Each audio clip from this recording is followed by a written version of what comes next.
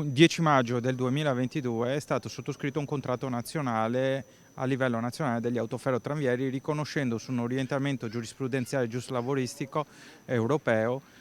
che durante il periodo di ferie i lavoratori non debbano subire decurtazioni della retribuzione. Da qui sono partite le cause dei lavoratori in tutto il territorio nazionale e così anche in ACTV, sostenute dalla CISL e dall'Ufficio Vertenze di Venezia con l'avvocato Cosimo Damiano Cisternino e la FIT, che hanno trovato un punto di intesa stragiudiziale per il riconoscimento oltre i 5 anni di prescrizione dell'indennità aggiuntiva delle ferie. Già 500 lavoratori hanno aderito a questa iniziativa, riconoscendo la bontà della intesa stragiudiziale dei legali della CISL e dell'azienda. Altri stanno già richiedendo di avere ulteriori transazioni e quindi stiamo raccogliendo le adesioni e le prenotazioni, e questo costituisce un precedente a livello nazionale in tutte le aziende di autoferrotranvieri e soprattutto nel territorio, perché siamo riusciti a ottenere l'importo massimo di 2.000 euro, riconoscendo circa 10 anni di prescrizione.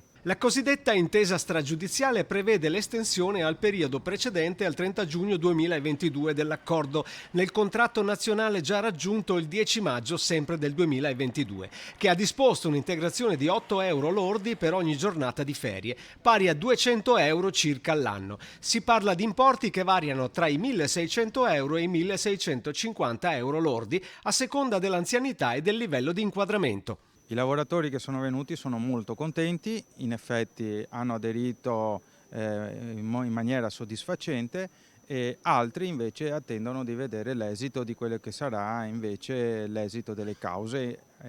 attivate da altre organizzazioni o da altri avvocati.